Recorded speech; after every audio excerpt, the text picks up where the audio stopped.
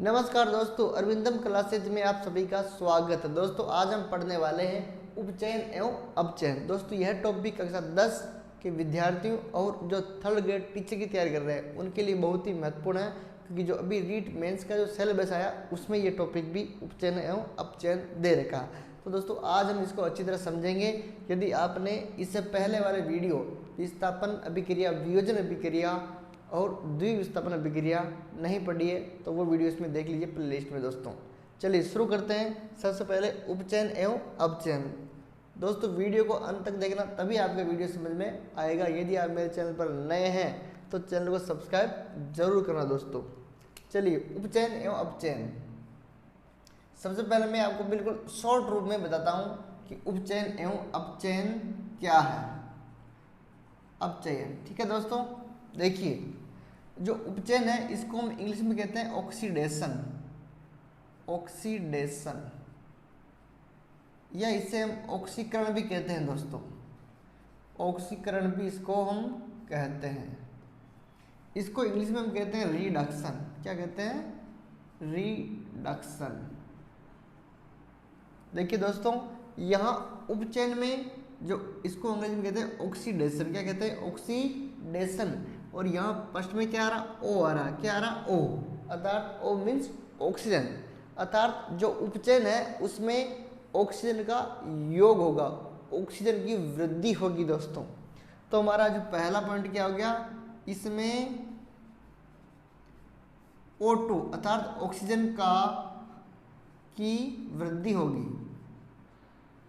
वृद्धि होगी अर्थात यदि किसी भी रासायनिक अभिक्रिया में किसी पदार्थ में ऑक्सीजन की वृद्धि होती है तो हम कहेंगे इसका उपचयन हो रहा है। अब इसका उल्टा उसमें होगा, यहाँ ऑक्सीजन की वृद्धि हो रही है तो यहाँ ऑक्सीजन की कमी होगी, अर्थात ऑक्सीजन का निष्कासन होगा। इसमें ऑक्सीजन का निष्कासन।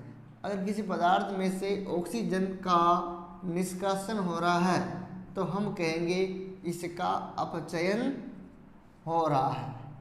ठीक है दोस्तों। पहला इस तरीके से आप इनको पहचान सकते हैं।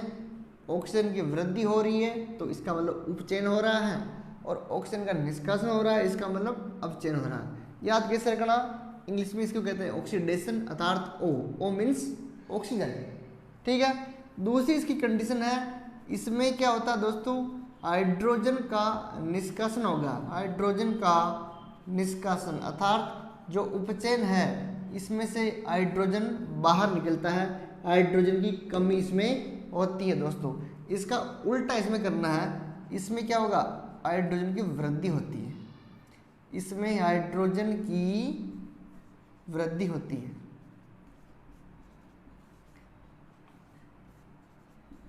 तो दोस्तों ये दोनों ही शर्तें आपको याद रखनी है कि जब किसी पदार्थ में हाइड्रोजन का निष्कासन होता है और ऑक्सीजन की वृद्धि होती है तो हम कहेंगे इसका उपचयन हो रहा है, और यदि किसी पदार्थ में ऑक्सीजन का निष्कासन हो रहा है और हाइड्रोजन की वृद्धि हो रही है तो हम कहेंगे इसका अपचयन हो रहा है। दोस्तों एक बार आप इसको पुश कर कर उतार लीजिए, फिर हम आगे बढ़ते हैं। दोस्तों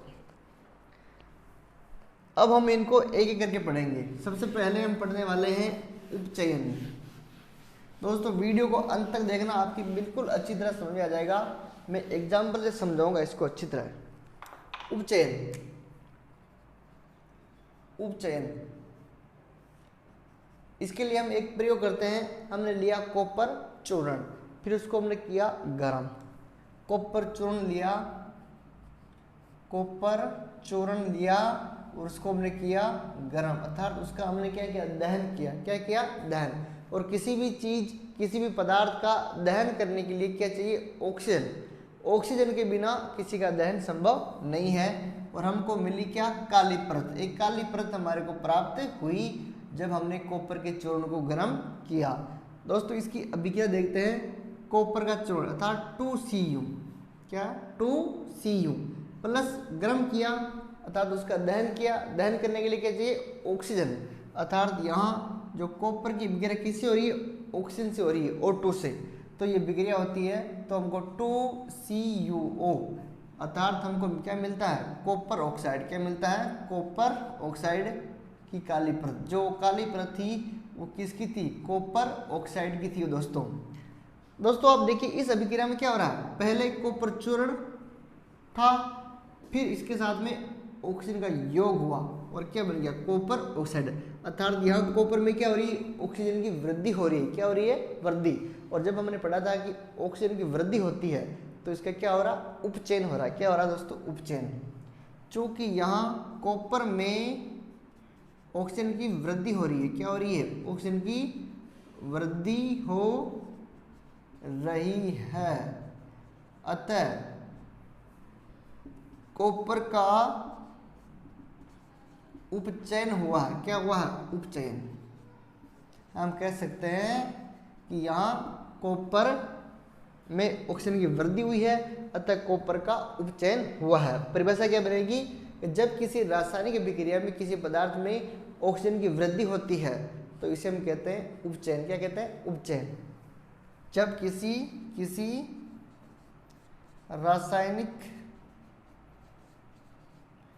रासायनिक अभिक्रिया में जब पदार्थ में ऑक्सीजन की वृद्धि व हाइड्रोजन की कमी हो तो इसे पदार्थ का उपचयन कहते हैं। क्या कहते हैं, उपचयन। उपचयन कहते हैं। जब किसी भी अभिक्रिया में, जब किसी पदार्थ में, कोई पदार्थ ले लो, अभिकारक में ऑक्सीजन की वृद्धि हो रही है और हाइड्रोजन की कमी हो रही है तो हम क्या कहेंगे, इसे पदार्थ का उपचयन कहते हैं। ये हमारी उपचयन की परिभाषा हो गई दोस्तों। चलिए अब हम पढ़ते हैं अपचयन। इसको एक बार उतार लिया आप कुछ करके। अब हम पढ़ते हैं अपचयन। दोस्तों आपने पहले देखा ही था कि जो अपचयन है वो उपचयन का बिल्कुल उल्टा है, इनमें कंफ्यूज नहीं होना आपको, इसीलिए मैंने फर्स्ट में आपको टेबल के माध्यम से समझाया था दोस्तों। अब हम पढ़ेंगे अपचयन। अभी जो हमारे को कॉपर ऑक्साइड की जो काली परत प्राप्त हुई थी उस पर यदि हम हाइड्रोजन गैस प्रवाहित करते हैं, कॉपर ऑक्साइड पर हाइड्रोजन गैस प्रवाहित करते हैं, हाइड्रोजन गैस, तो क्या होता है, हाइड्रोजन गैस प्रवाहित करते हैं। कॉपर ऑक्साइड सूत्र क्या था, CuO+H2। दोस्तों कॉपर ऑक्साइड पर जब हम H2 जब कॉपर ऑक्साइड पर हाइड्रोजन गैस प्रवाहित करते हैं तो क्या अभिक्रिया होती है, यहाँ से जो ऑक्सीजन है H2 के साथ मिलकर क्या बना लेगी, जल का एक अणु बना लेगी और कॉपर यहाँ वापस Cu+H2O, अर्थात कॉपर यहाँ वापस अकेला रह जाएगा। तो दोस्तों आप यहाँ देख सकते हैं कि पहले कॉपर ऑक्साइड था, इसके साथ में क्या थी, ऑक्सीजन थी, CuO था, लेकिन अब ये क्या रह गया, केवल ये कॉपर रह गया, अर्थात कॉपर ऑक्साइड से क्या बाहर निकली है, ऑक्सीजन। कॉपर ऑक्साइड में ऑक्सीजन की कमी हुई है क्योंकि यहाँ पहले कॉपर ऑक्साइड था लेकिन अब यहाँ केवल कॉपर है, अर्थात कॉपर ऑक्साइड में ऑक्सीजन की कमी हुई है। और जब कॉपर ऑक्साइड में ऑक्सीजन की कमी हुई है तो हम कहेंगे कॉपर ऑक्साइड का क्या हुआ, अपचयन। क्या हुआ है, अपचयन। और यहाँ देखिए H2, पहले H2 अकेला था, अब इसके साथ देखो O आ गया, क्या आ गया, ऑक्सीजन, अर्थात H2 में ऑक्सीजन की वृद्धि हुई है तो हम कह सकते हैं H2 में उपचयन हुआ। क्या हुआ, उपचयन। तो मेन बात यहाँ क्या है कि जब किसी अभिक्रिया में पदार्थ में ऑक्सीजन की कमी हो रही है, CuO से Cu, अर्थात चूंकि CuO में ऑक्सीजन की कमी हो रही है अतः CuO का क्या हुआ है, अपचयन हुआ है। क्यों हुआ है, क्योंकि यहाँ पर ऑक्सीजन की कमी हुई है। ठीक है दोस्तों, पहले CuO था, अब केवल Cu बचा है, ऑक्सीजन बाहर निकल गया, ऑक्सीजन का निष्कासन हुआ, ऑक्सीजन की कमी हुई है दोस्तों। चलिए इसकी क्या बनेगी परिभाषा कि जब किसी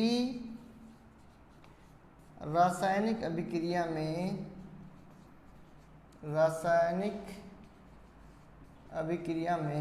किसी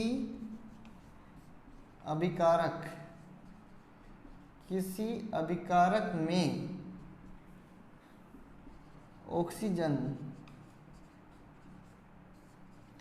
ऑक्सीजन की कमी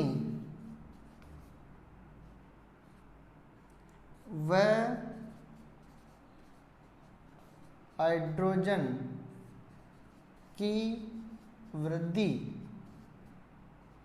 हो तो इसे अपचयन कहते हैं।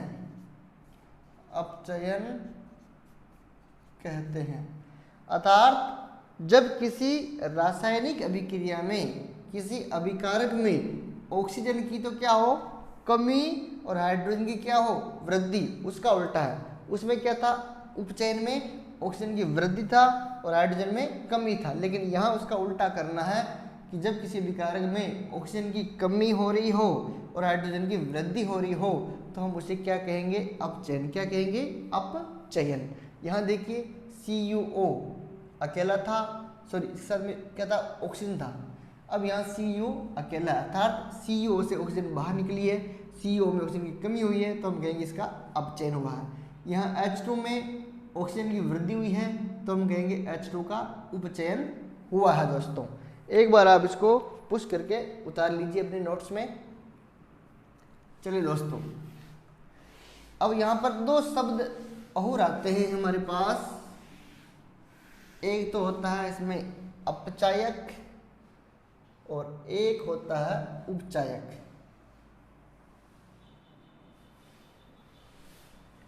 अब अभिक्रिया यही रहेगी हमारी।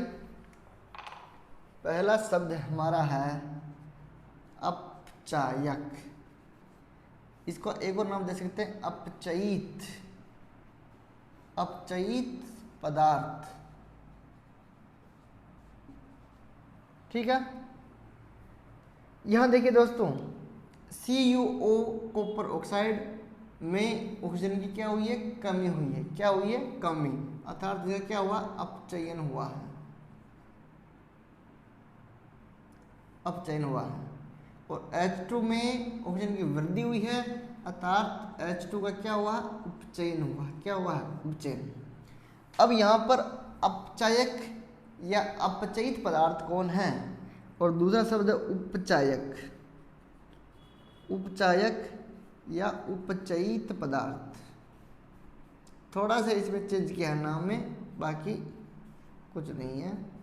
चलो, पहला हमारा अपचायक या अपचयित पदार्थ, दूसरा उपचायक या उपचयित पदार्थ। तो दोस्तों, जिस पदार्थ में ऑक्सीजन की वृद्धि होती है, जिस पदार्थ में ऑक्सीजन की वृद्धि होती है उसे हम कहते हैं उपचायक या उपचयित पदार्थ। और जिस पदार्थ में ऑक्सीजन की कमी होती है उसे हम कहते हैं अपचायक या अपचयित पदार्थ। ठीक है, जब किसी पदार्थ में ऑक्सीजन की कमी होती है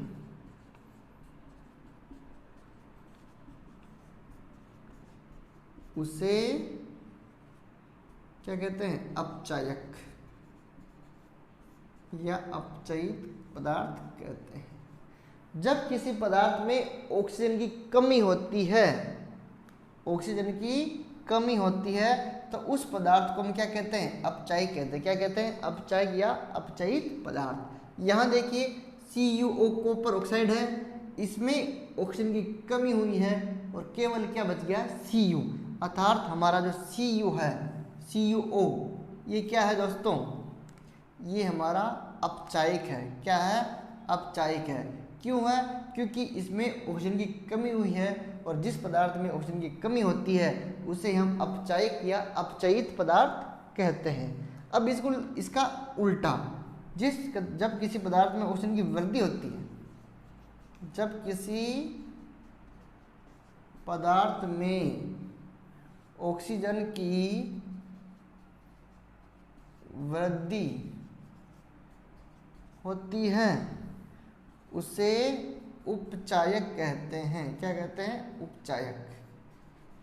बिल्कुल उसका उल्टा है ऊपर वाले का, ठीक है। देखिए, उपचायक या उपचित पदार्थ, जब किसी पदार्थ में ऑक्सीजन की वृद्धि होती है, ऑक्सीजन की वृद्धि होती है उसे हम क्या कहते हैं? उपचायक, या उसे कह सकते हैं उपचयित पदार्थ। यहाँ देखिए H2 पहले अकेला था, अब क्या बन गया? H2O, अर्थात H2 में ऑक्सीजन की वृद्धि हुई है, इसलिए जो हमारा H2 है वो क्या है? उपचायक या उपचयित पदार्थ है। तो आपको परीक्षा में ऐसी एक अभिक्रिया दे देंगे, वो 2 क्वेश्चन पूछ सकते हैं कि किस पदार्थ का उपचयन हो रहा है, किसका अपचयन हो रहा है, या कौन सा पदार्थ उपचायक है और कौन सा अपचायक है। तो जिस पदार्थ में ऑक्सीजन की कमी हो रही है वो अपचायक है और उसका क्या हो रहा है? अपचयन। और जिस पदार्थ में ऑक्सीजन की वृद्धि हो रही है उस पदार्थ को हम क्या कहेंगे? उपचायक, और उसमें क्या हो रहा है? उपचयन हो रहा है। दोस्तों, नाम में आपको कंफ्यूज नहीं होना है। पहले मैंने जो ट्रिक बताई थी कि उपचयन को हम कहते हैं ऑक्सीडेशन, ओ पहले आ रहा, इसमें ऑक्सीजन का योग होगा, इसका उल्टा, इसमें ऑक्सीजन की कमी होगी, इसमें हाइड्रोजन की कमी होगी, इसमें हाइड्रोजन की वृद्धि होगी। इसीलिए मैंने आपको पहले सारणी के माध्यम से समझाया था। दोस्तों, अब हम आते हैं बहुत इंपॉर्टेंट टॉपिक, रेडॉक्स अभिक्रिया। दोस्तों, हर साल रेडॉक्स अभिक्रिया से क्वेश्चन आते हैं और इससे रीट जो एग्जाम है उसमें भी इसमें क्वेश्चन बनते हैं। रीट जो मेंस का एग्जाम होने वाला है उसमें विशेष तौर से इसको अलग टॉपिक दिया हुआ है, उपचयन एवं अपचयन को। दोस्तों, आप इसमें बिल्कुल कंफ्यूज आपको नहीं होना है। दोस्तों, रेडॉक्स अभिक्रिया बहुत इंपॉर्टेंट, रेडॉक्स अभिक्रिया।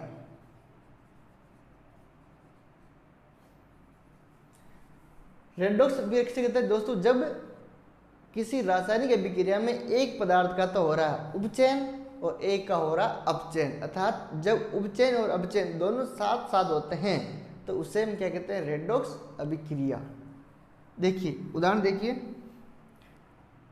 ZnO प्लस C अभिक्रिया में हमारे प्राप्त होता है Zn प्लस CO। ठीक है दोस्तों, देखिए यहाँ ZnO बिल्कुल ZnO है, अर्थात ऑक्सीजन के साथ में है, लेकिन यहाँ Zn अकेला है, अर्थात जिंक ऑक्साइड से ऑक्सीजन का निष्कासन हुआ है। और जब ऑक्सीजन की कमी होती है, ऑक्सीजन का निष्कासन होता है, तो हम उसे कहेंगे उपचयन। क्या कहेंगे? उपचयन, अर्थात ZnO का Zn में क्या हुआ है? अपचयन। क्या हुआ है? अपचयन। क्यों? क्योंकि ZnO से ऑक्सीजन बाहर निकली है, इसलिए Zn अकेला रह गया। और यहाँ देखिए कार्बन अकेला था और अब क्या है? कार्बन मोनोऑक्साइड, अर्थात कार्बन में ऑक्सीजन का योग हुआ है, कार्बन में ऑक्सीजन की वृद्धि हुई है, तो हम इसे कहेंगे कार्बन मोनोऑक्साइड में क्या हुआ है? उपचयन। क्या हुआ है? उपचयन। ठीक है दोस्तों। तो दोस्तों देखिए, इस अभिक्रिया में एक पदार्थ का तो हो रहा है अपचयन और एक पदार्थ का हो रहा है उपचयन। जब दोनों अभिक्रियाएं साथ होती है तो इसे हम कहते हैं रेडॉक्स अभिक्रिया। तो यहाँ परिभाषा क्या बनेगी? जब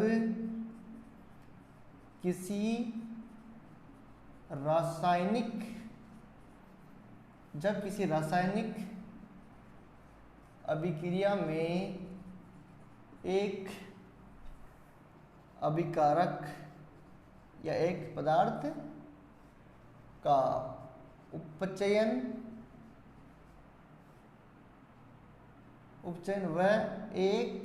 वह दूसरे अभिकारक का उपचयन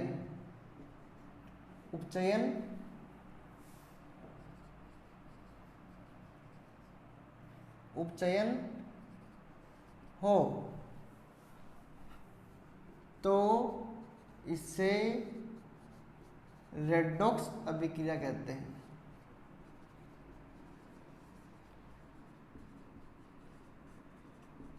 जब किसी रासायनिक अभिक्रिया में एक अभिकारक का तो क्या हो रहा है, उपचयन, और दूसरे अभिकारक का क्या हो रहा है, उपचयन, सॉरी यहाँ अपचयन लिख देते हैं, अपचयन। एक अभिकारक का उपचयन और दूसरे अभिकारक का अपचयन हो तो इसे क्या कहेंगे, रेडॉक्स अभिक्रिया। अर्थात एक ही अभिक्रिया में उपचयन भी हो रहा है और अपचयन भी हो रहा है, तो इसे हम क्या कहेंगे, रेडॉक्स अभिक्रिया। तो यहाँ हम कह सकते हैं कि ZnO का Zn में क्या हो रहा है, अपचयन हो रहा है, क्योंकि ZnO से ऑक्सीजन बाहर निकल रही है। यहाँ कह सकते हैं कार्बन का कार्बन मोनोऑक्साइड में क्या हो रहा है, उपचयन, क्योंकि कार्बन में ऑक्सीजन की वृद्धि हो रही है, इसलिए हम कह सकते हैं कार्बन का कार्बन मोनोऑक्साइड में उपचयन हो रहा है। अब आपसे पूछ ले अपचय कौन है और उपचय कौन है। तो अपचय कौन, जिसमें ऑक्सीजन की कमी हो रही है, तो यहाँ देखिए ZnO जिंक ऑक्साइड, इसमें ऑक्सीजन की कमी हो रही है क्योंकि यहाँ Zn अकेला बच गया, तो अपचय हमारा कौन हो गया, ZnO। उपचय कौन हो गया, जिसमें ऑक्सीजन की वृद्धि हो रही है, तो हमारा उपचय हो गया हमारा कार्बन। कार्बन क्या है, उपचय, क्योंकि इसमें ऑक्सीजन की वृद्धि हो रही है। तो बिल्कुल आसान तरीके से आप समझ सकते हैं कि जिसमें ऑक्सीजन की वृद्धि हो रही है वो उपचायिक है, जिसमें ऑक्सीजन की कमी हो रही है वो अपचायिक है, और जिसमें दोनों ही एक साथ होता है अभिक्रिया में उसको हम कहते हैं रेडॉक्स अभिक्रिया। ZnO का Zn में अपचयन हो रहा है क्योंकि इसमें ऑक्सीजन बाहर निकल रहा है, इसमें ऑक्सीजन का योग हो रहा है, ऑक्सीजन की वृद्धि हो रही है, इसीलिए हम क्या कहेंगे, उपचयन। दोस्तों इसको आप उतार लीजिए पुश करके। एक और देखिए दोस्तों,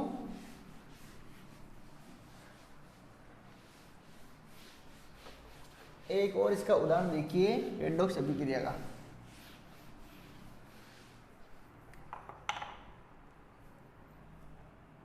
MnO2 + 4HCl, MnCl2 + 2H2O + Cl। देखिए दोस्तों ये दूसरी अभिक्रिया है, दूसरा उदाहरण देखिए, MnO2 + 4HCl, MnCl2 + 2H2O + Cl2। यहाँ देखिए MnO2 manganese dioxide, manganese dioxide पहले इसके साथ में क्या था, ऑक्सीजन था, लेकिन अब देखिए मैग्नीज के साथ में ऑक्सीजन नहीं है, अर्थात मैग्नीज डाइऑक्साइड का MnCl2 मैग्नीज क्लोराइड में क्या हो रहा है, अपचयन हो रहा है। क्यों हो रहा है, क्योंकि मैग्नीज डाइऑक्साइड में क्या हो रहा है, ऑक्सीजन की कमी हो रही है, यहाँ से ऑक्सीजन बाहर निकल रही है, तो इसे हम कह सकते हैं कि इसमें मैग्नीज डाइऑक्साइड से मैग्नीज डाइक्लोराइड में क्या हो रहा है, अपचयन हो रहा है। दोस्तों यहाँ देखिए 4HCl, 4HCl, यहाँ देखिए हाइड्रोजन क्लोराइड, लेकिन दोस्तों यहाँ देखिए केवल क्लोरीन अकेला बच गया है, अर्थात यहाँ से हाइड्रोजन बाहर निकला है, और जब हाइड्रोजन बाहर निकलता है, हाइड्रोजन की कमी होती है, तो हम उसे कहेंगे उपचयन। क्या कहेंगे, उपचयन। समझ में आया, यहाँ से ऑक्सीजन बाहर निकला, ऑक्सीजन की कमी हो रही है, जब ऑक्सीजन की कमी होती है तो हम कहते हैं अपचयन, और यहाँ देखो हाइड्रोजन बाहर निकला है, जब मैंने लिखा हुई थी सारी शुरू में लिखवाया था कि हाइड्रोजन की कमी और ऑक्सीजन का योग, उपचयन। हाइड्रोजन की कमी हो रही है तो क्या कहेंगे, उपचयन, क्योंकि यहाँ से हाइड्रोजन बाहर निकल रही है और यहाँ से ऑक्सीजन बाहर निकल रही है, तो HCl का क्लोराइड में क्या हो रहा है, उपचयन हो रहा है। दोस्तों अब आपसे पूछ ले इसमें अपचय कौन है, तो अपचय हमारा ये रहा, क्योंकि इसमें हमारी क्या हो रही है, ऑक्सीजन की कमी हो रही है। अब पूछ ले उपचय कौन है, तो उपचय हमारा कौन रहा, HCl, क्योंकि इसमें हाइड्रोजन की कमी हो रही है। तो इस प्रकार आपको एग्जाम्पल करने हैं, कोई सा भी एग्जाम हो उसमें ऑब्जेक्टिव क्वेश्चन भी आ सकता है। ये एग्जाम्पल से भाई किसका अपचयन है, किसका उपचयन है, किसका उपचायक है, कौन उपचायक है और कौन अपचायक है, तो इसमें कंफ्यूजन नहीं होना है। बिल्कुल वीडियो को आराम से 2 बार देखना, बिल्कुल अच्छी तरह समझ में आ जाएगा। दोस्तों धन्यवाद, मिलते हैं जल्दी नेक्स्ट वीडियो में नेक्स्ट एजुकेशन टॉपिक के साथ। धन्यवाद दोस्तों।